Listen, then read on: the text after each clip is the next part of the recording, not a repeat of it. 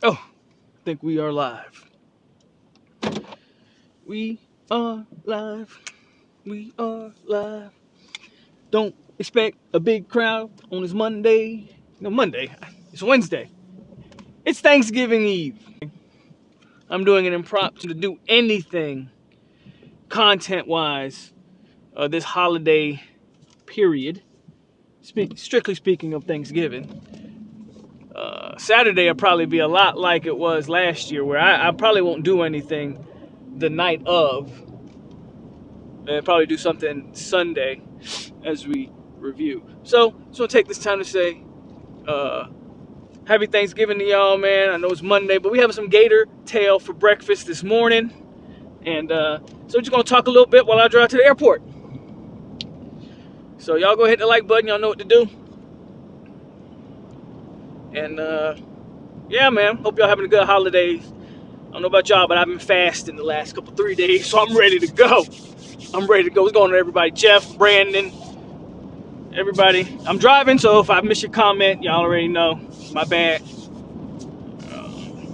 Camera might be a little shaky. I don't know if y'all ever drove in Texas, but these Texas roads are absolutely god-awful. So, and I haven't done one of these driving videos in a while. Haven't done one in a minute, so good to get back in the streets.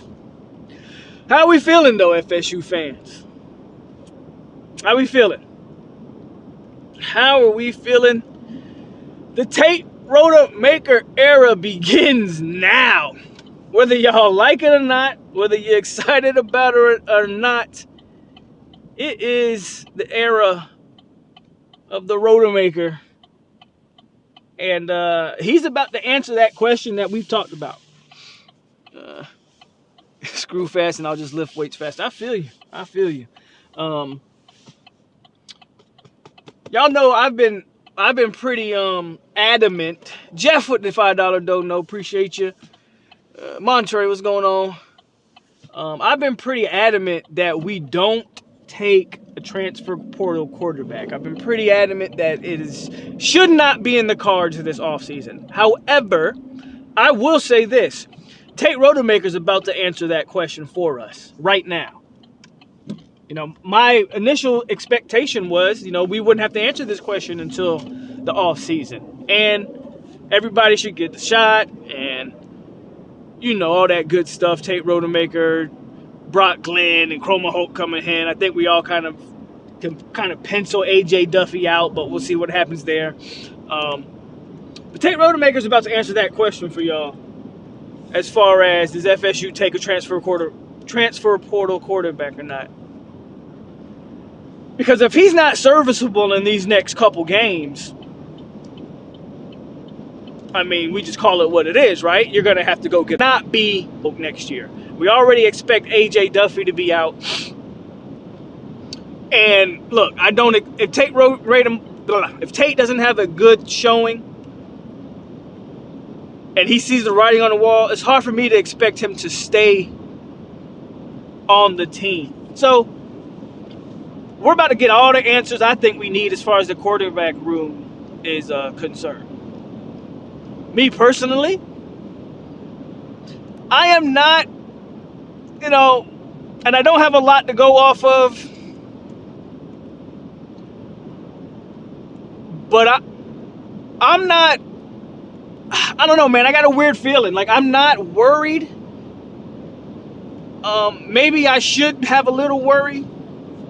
But I've had, this season's been about games as we approach them.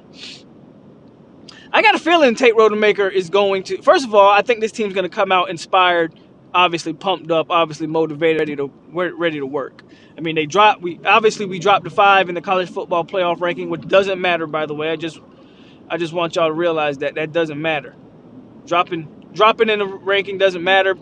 Games still got to get played. We'll see where it all, when the dust settles, we'll see where we land then, and then we talk about that.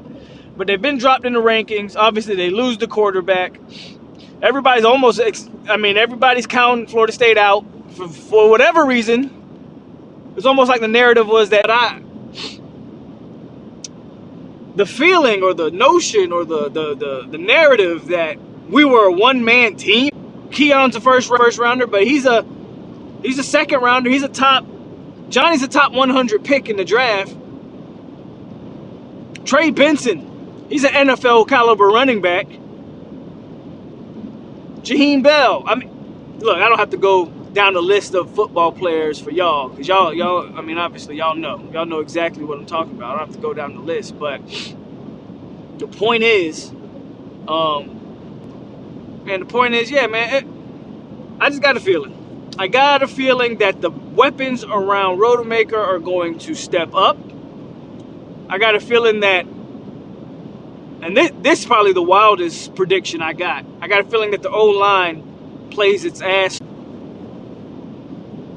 And it's crazy to me that everybody has all these questions about Rodemaker, but they're ignoring the fact that the Florida Gators also have their backup O-lineman, quarterback starting. Oh, and by the way, that backup quarterback's a true freshman. So, if you ask me, I'll take my guy over their guy, and we can go from there. That's just how it's going to be better than people think. I feel good about Tate's arm only. Thing I'm concerned about is pocket awareness. Well, see, here's the thing. And this is why I was saying last Saturday when the injury happened and in the instant reaction, this is why I was saying, what you have a player, you know his weaknesses and his strengths. Now you call a game to those weaknesses and those strengths. It's really that simple. It don't got his pocket awareness is a problem personally. I think his processing of information is slow, and that's only because he doesn't have the reps, the in-game reps, at full speed type reps. So you have to do some things early on in that ball game to get his computer fired up. You get him comfortable and get that computer fired up, and now he's in a groove, and I think we'll see a competent quarterback. You can't throw him out there cold, not do some things that get him in that motion like I'm talking about, and then, so we got to see how they attack it. Obviously, it's going to go a long way if they can lean. It'll be okay. Gators got their own questions. When's the last time Florida won a game? What's the last game Florida won? Florida hasn't won a game in the month of November yet. That accounts for something, I think. But what do I know? So, I'm not worried about Rodemaker, because either one way, at the end of the day, one or two things happen. He comes out and he performs, or he comes out and he doesn't, and we now know what we're looking for in the offseason. That's kind of the way I look at it. I think FSU is good enough to win the next two games. I think they're good enough to win a playoff game. Here's the problem with the playoff. I know I'm kind of jumping around a lot, but I'm driving and just talking. Here's the problem with the playoff. The problem with the playoff is I think this Florida State team is being held together by some duct tape and some bubble gum. Injuries are a bigger factor than the staff's letting on. O-line injuries across the board. We know receivers have been dinged up. I like us if we're healthy.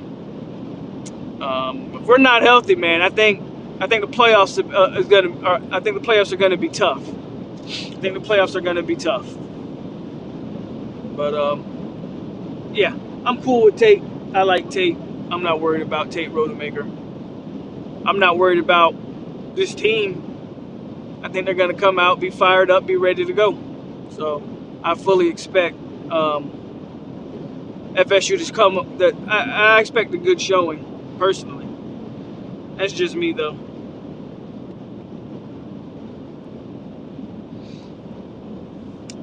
Why you want to go slow in the fast lane?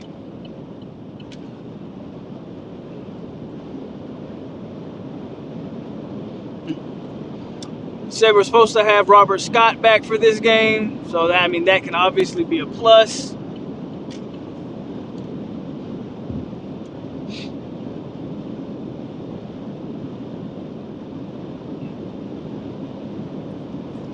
Jordan Travis was at. I saw a video early this morning. I think Jordan Travis did show up to practice today. Obviously, he was his leg was wrapped up, and he was in the cart, so obviously not walking.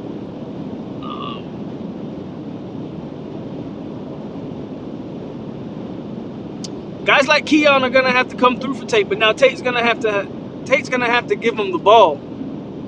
I think that's gonna be a key part, right? Obviously, is getting the ball. O-line's gonna have to block for him.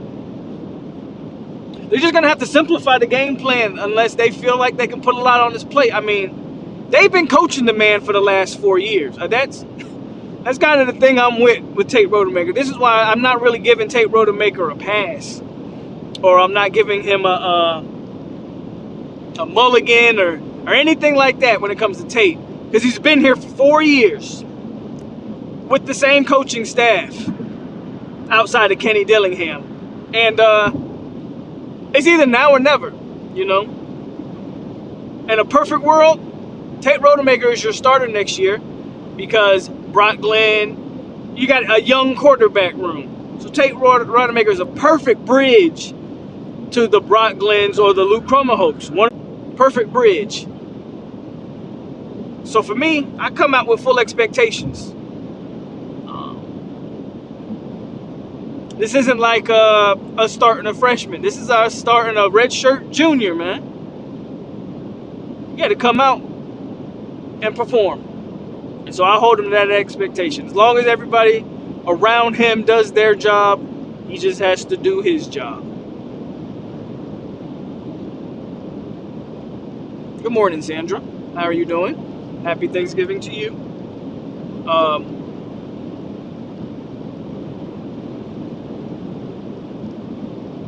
So I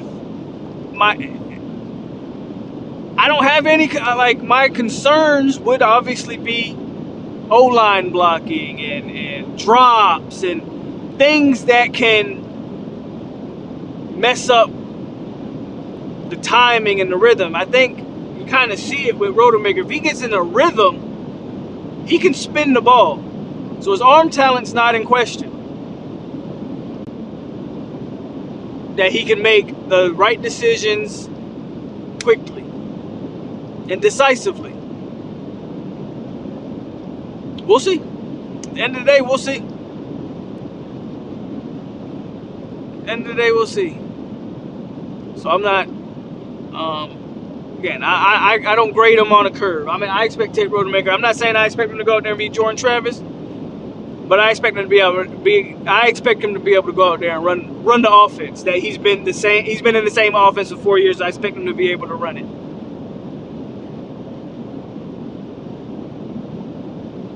So I won't use. If we lose, I mean, obviously you got to see how the game's played. I don't plan on using Rodemaker as the scapegoat. Now, if he goes out there and throws for 4 interceptions, then yeah, I'll put all the blame on him.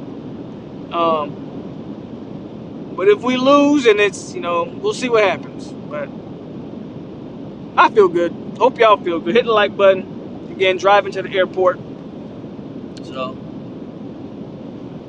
y'all just rolling with me on this Thanksgiving Eve.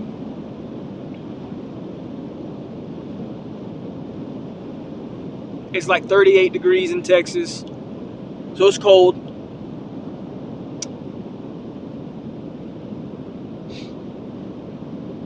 The roads are not as packed as I thought they would be, so that's a good thing. I think it's going to be a good thing also to get guys like number 4 back, Kalen DeLoach, who we didn't see last week. That's another thing, man. When I talk about, I don't know if we make the playoff, I don't know if we can make a real run. Again, this team's so banged up. This team's so banged up, man.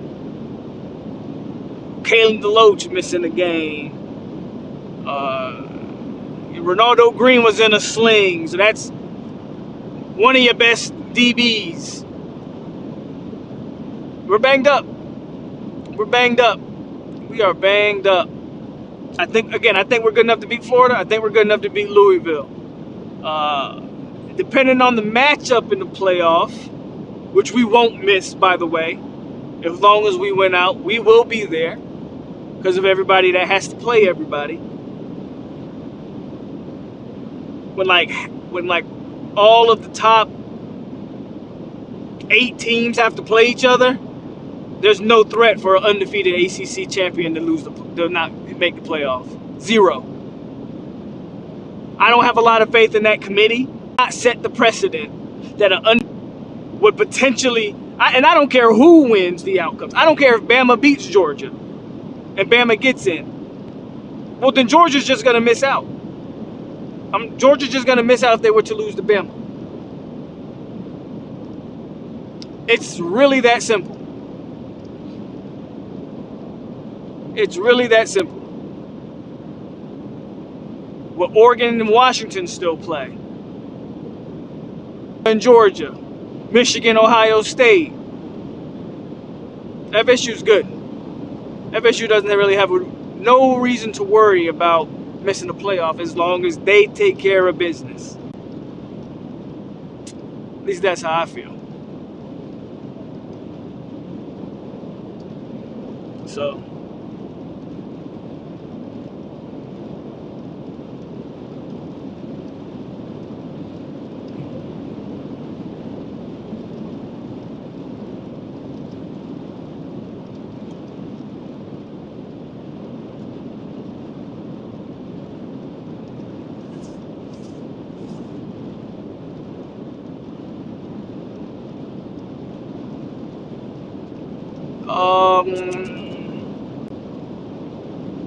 I got to do an extra video. So we did a video to start the season, and this is going to piss a lot of people off, but not Florida State fans. Florida State fans will love this video. But we did do a video at the beginning of the year, and we kind of set expectations for prime time in Colorado. And tweet about Lincoln Riley being a failure at USC and get no backlash. I can tweet about Gus Malzahn not performing up to expectations in his first year in the Big 12 and nobody cares. I can tweet about any coach for that matter. Ooh, but when I say one thing about Deion Sanders, them boys get to crying. They go to crying in the comment section. They go to crying in my mentions. You can't say anything bad about Deion. So I got to do a follow-up video to that because that's going to be fun. I expect a lot of back and forth with that one. So I'm going to have to do a follow-up video to that. That'd probably be sometime before Christmas. Sometime in December. I'll knock that one out. Coming up there. Jesus. Who puts a light here? But he was a true freshman then. He was always known to be a project player. At that point in his career, like, they had no business. He started against Miami, you know, or did Blackman start against Miami that year? I don't remember. I'm pretty sure he started against, he might have started against Miami. I think he started against Miami too. And we know Travis ended up winning that game. So we've only ever seen him in a reserve role since. I don't think Deion bad. People just had unrealistic expectation for him in year one. Yeah, like I said, I got to do a video on it because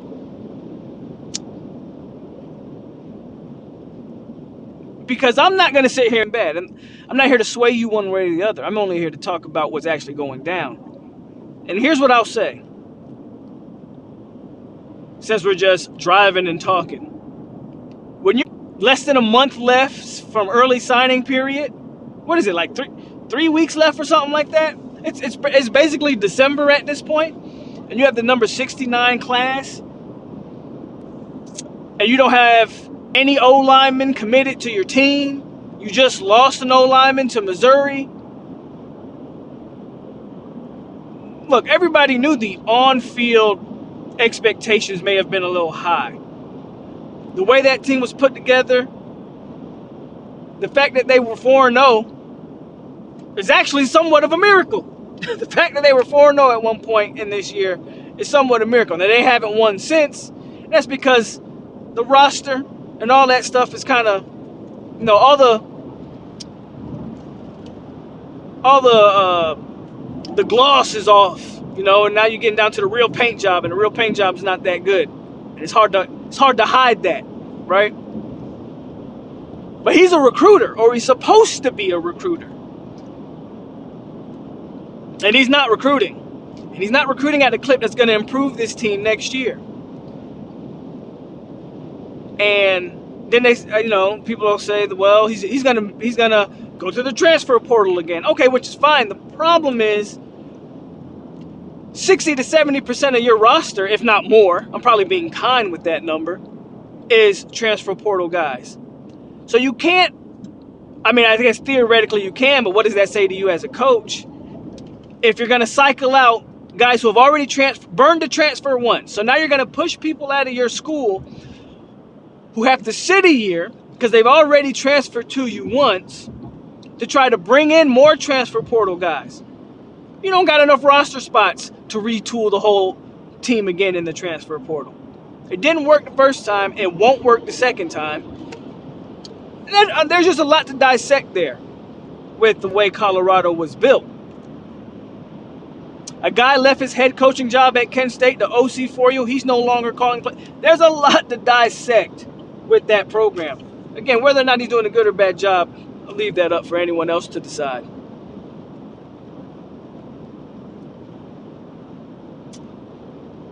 How does Northwestern fire a head coach 2 months before the season, but still make a bowl game, but Deion doesn't? You know, I'm not even comparing Deion to other first-year coaches. I just want to talk about what he's actually doing. I ain't gonna point him out or compare him to the Jeff Brahms of the world. I mean, a lot of those guys took over more stable situations, if we're just being honest.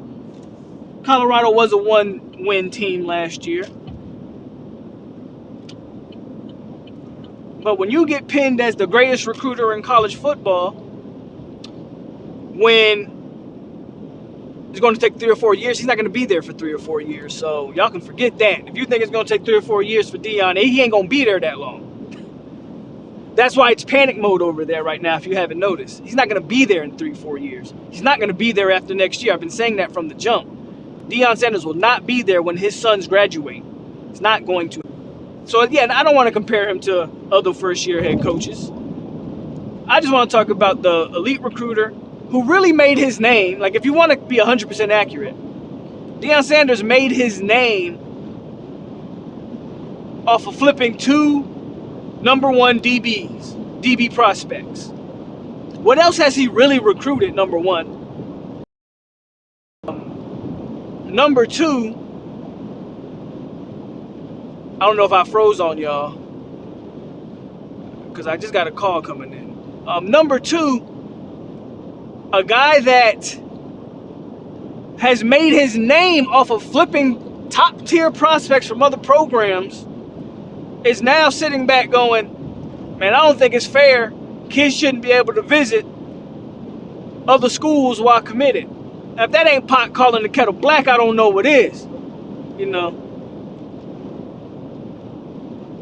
It's cool when I do it. It's not cool when someone else do it. It's, you know, that's giving off those type of vibes. So, I mean, there's a lot going on. And I think it's worth the conversation. I know how the conversation is going to go because people don't want to have a healthy discourse about Deion.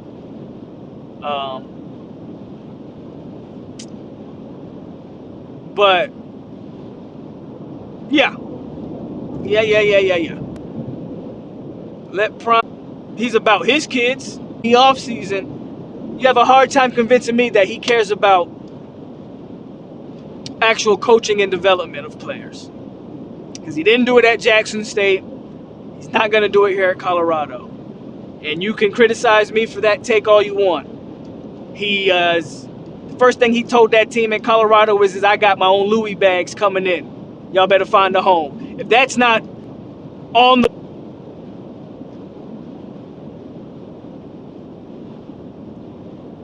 So, you know, I was very excited to watch Deion at Colorado, but I knew when he started putting that roster together the way he started putting it together, 60 to 70 transfer portal players or whatever the insane number was, but the fact that he won those games were good on him. I think the TCU win in particular really covered up a lot of the weaknesses because they ended up winning that game. Nebraska hasn't been a good team for 20 years. And Nebraska actually probably wins that game if Jeff Sims isn't the starting quarterback.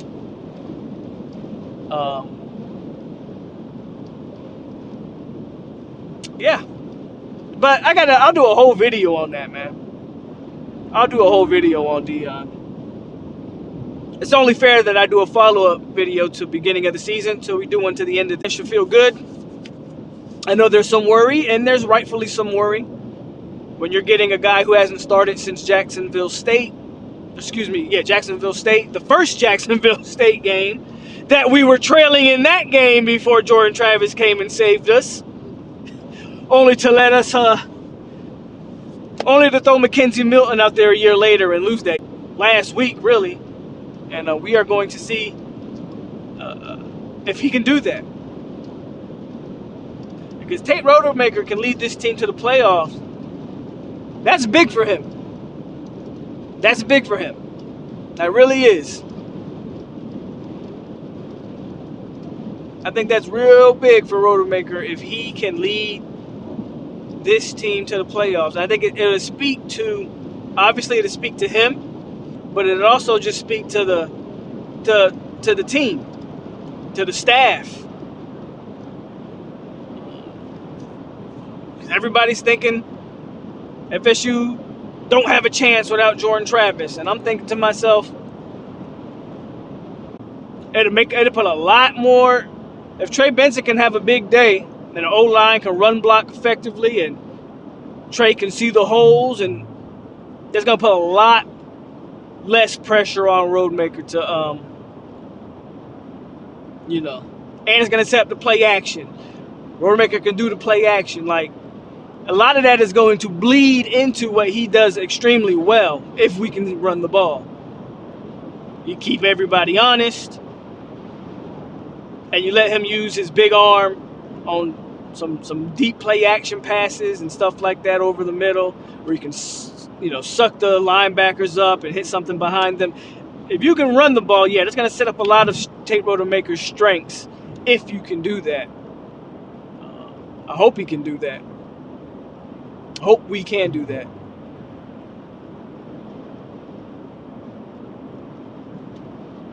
Take QB1 next year. It starts if he performs in these next two games. I absolutely think he's QB1 next year.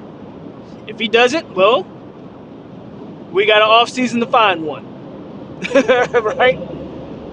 Because if Tate Rodemaker comes out and he's just not playable, because I know what we saw against Northern Alabama, right? But there's not your quarterback situation looking like Miami's right now. Because I don't know if anybody's tracking what Miami got going on. There's a chance they don't have a red shirt. Excuse me. There's a chance they don't have a scholarship quarterback for their bowl game. TVD will not commit to being at Miami next year, and all of the signs are pointing to Ja'Cory Brown leaving the program. Everything I'm hearing from Miami fans, without them just flat out saying, don't look like Ja'Cory Brown's hanging around for next year. Now, it may or may not be the case, but there's a lot of worry in a hurricane world that them boys won't have a scholarship QB on the roster for whatever back-ass alley bowl they play this year. And you don't want that situation going in next year if you're Florida State. You don't want to have two scholarship quarterbacks on the roster.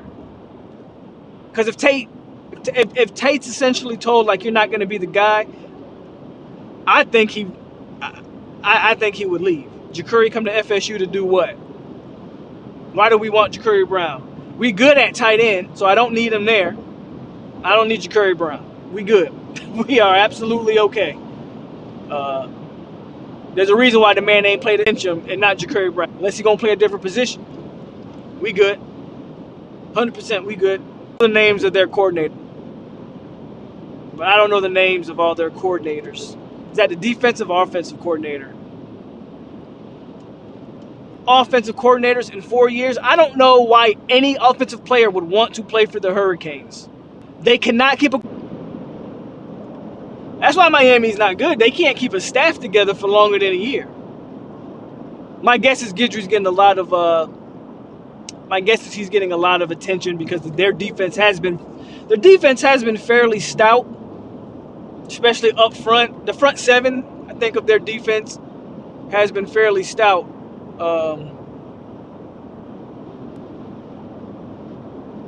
So it makes sense that somebody would want to, like, you know, maybe one of a group of 5 jobs opening up, and because I don't know what other, I mean, there's going to be some job openings this year, though.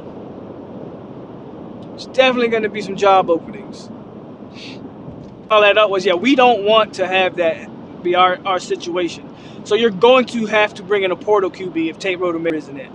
If in the offseason you think Brock Glenn's ready next year, like, okay, he's ready to go, you still got to bring in a guy. Injuries happen. You don't want to be throwing Luke Kromenhoek out there before you need to. So at the end of the day, if Rodemaker can't suffice, we got to go with the guy. We got to go get a guy. My hope is that he can. LSU's looking at Guidry to be their defensive coordinator. That makes sense, because their defense was absolutely atrocious this year. It would make sense that, and they're probably going to pay him more money. That would make sense. Man, Miami can't keep coordinators for shit. I ain't mad at it. I ain't mad at it at all. That Florida defensive coordinator, I'm not sure he has a job after this year.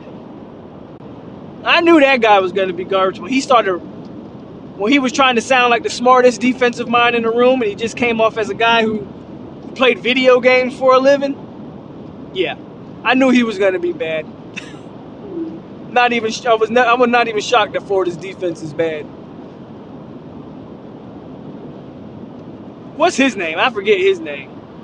But he came here and there mouthing off all that verbiage for it to mean absolutely nothing on game day. AJ Duffy seems like he want to be a career backup. My assumption is, and that he might. Some guys, I mean, y'all remember JJ Constantillo. Some guys are just happy to be on the team, get an education, enjoy the college experience. I'm not gonna knock AJ Duffy if that's his I don't know, goals or whatever. FSU just got to do their part in replacing him.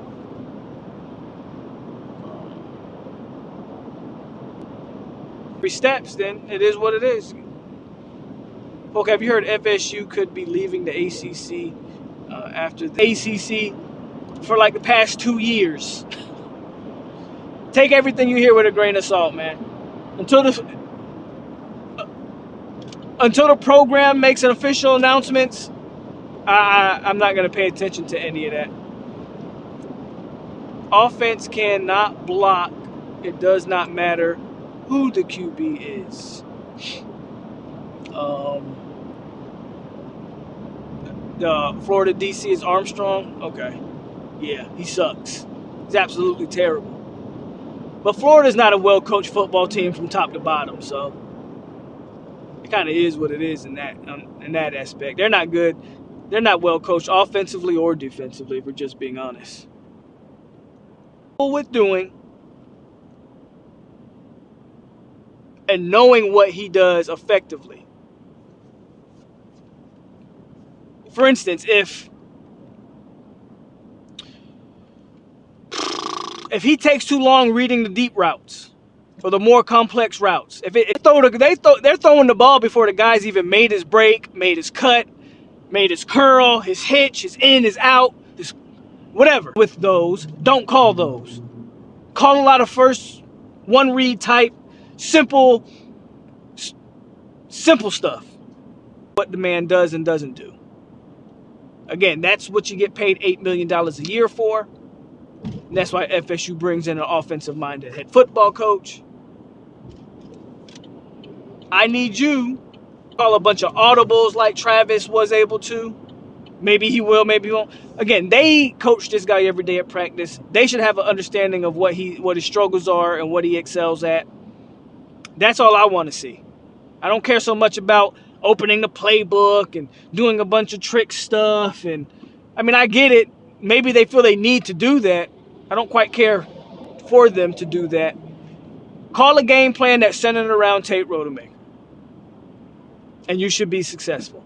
If he is a halfway decent quarterback. UF fan told me yesterday that Mac Brown is like a young Jordan Travis. I don't know if that's a good thing, because young Jordan Travis was very all over the place. Athletic guy. Wasn't the best passer to start off his career. So I don't know if that's a great thing. They have FSU going to the LA. What is the LA Bowl? What's going on, Chad? What is the LA Bowl? I have no idea what the LA Bowl is. In the Rose Bowl, then they're in the college football playoff. I think. Because ACT. Yep. I think there's a successful game plan that can be. FSU has a lot of tools to be successful on Saturday. And believe it or not, well, you should believe it, I'm 100% like pulling for Tate Rodemaker to be that guy. Ooh, because I can't. I just want to hear. I just want to hear the rivals' narratives when Tate Rodemaker goes out there and throws for 350 and 3 touchdowns. And then I want to hear, because remember, the rivals, the Florida fans, the Hurricane fans, their talking point this year has been FSU's going to fall off a cliff after this year. This is a one-year deal for FSU. They put all their eggs in this 1 year, and after this, it's back to reality. That's the talking point. I want Tate Rodemaker to go out there and show them, oh, no, it's not. And quite frankly, you're probably going to see, as the years continue to go, I mean, let's be honest, you're going to see teams more talented than this one, in my humble opinion. I've been saying that all along. The big-time talent are still the young guys who just haven't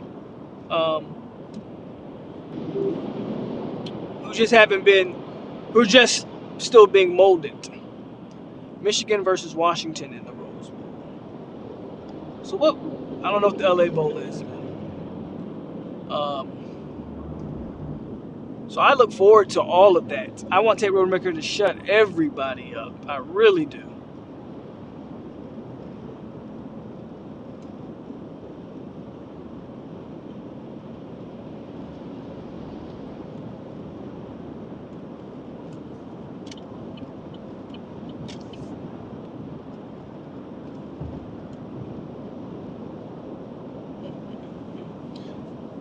It's like last week, it was good seeing guys like Singleton and guys like that.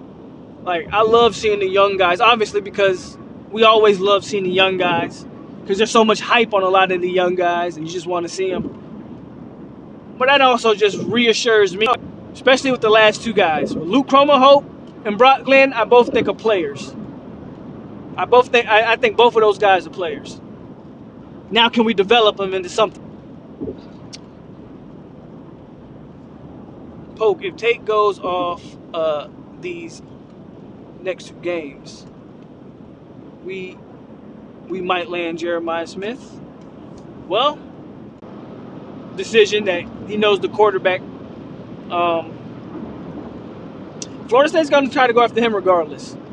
I'm not saying that Tate Rodemaker won't have an impact on that. What happens with that? I really haven't. It's been a cool story, but I'll be honest with you, I've not been invested in the Jeremiah Smith recruitment like that. Just because I just don't expect it to go our way. I tend to not pay a lot of attention to recruitments that I don't believe are feasible. Though I think this one is feasible, it's just still a long shot in my humble opinion. Starting in this environment, Florida's going to be up for this game. For sure, Florida's going to be up for this game. Because they was doing in the exact same spot, kind of playing for a bowl game. We were 5 and 6, and we were trying to seal our fate in 2021. We have a chance to return the favor this year, so I'm looking forward to returning that favor. Billy Napier to have back-to-back losing seasons would be a blessing. Would be a blessing. Smith is good. I really do.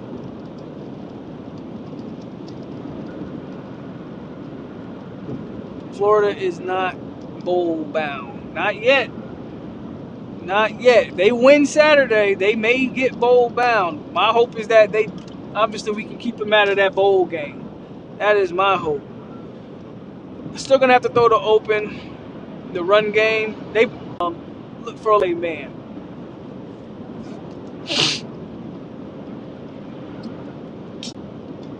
That's what it's about.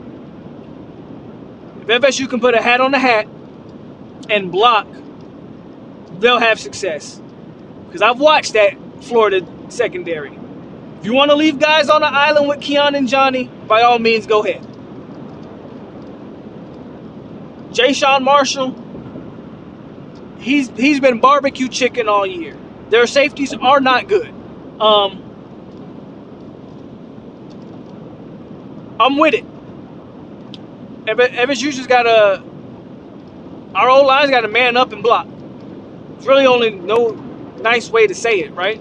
Man up, block, and we can have some success. If you get pushed and bullied around, then it is what it is. It is what it is. Like I said, man, football's not a complicated game at all. So, the recipe for success against Florida is simple. Do what got you here. I know the narratives. I know what all is being said. Here are the facts. As much as Jordan Travis is a veteran and all those things, it's not. I'd be a lot more worried if our offense this year was centered around the Jordan Travis running the ball. There'd be a whole lot more concern if FSU was strictly focused, like if FSU's offense was all about, if Jordan Travis was Jaden Daniels, I'd be extremely more worried losing that type of. We were begging for him to run the ball more, which unfortunately he got hurt doing. In a kind of a freak type play. But dare I say it, I'm interested to see if a more lively arm can maybe open up some stuff that we haven't seen offensively. Just curious. I'm not saying he's a better quarterback, but you can be the biggest Jordan Travis fan in the world. You can't, you have to admit that 18's got a better arm. Can he be? Maybe. We don't know yet. Those answers are incomplete.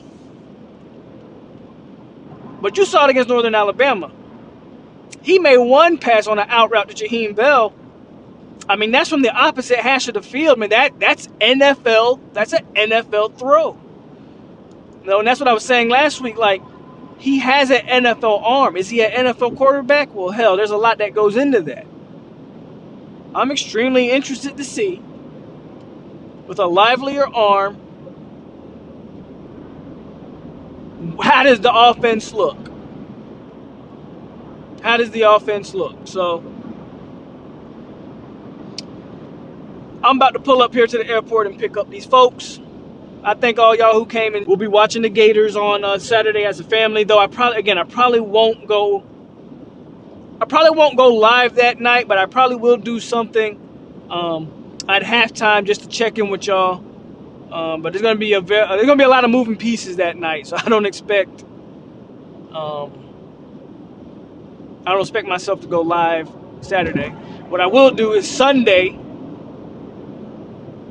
do a live stream, and we'll talk about it. But yeah, man, I'm gonna get up out of here, y'all. So y'all have a great rest of y'all Wednesday. Go ahead and get in that kitchen if you haven't started getting in that kitchen yet. And let me get out of here and get into this airport.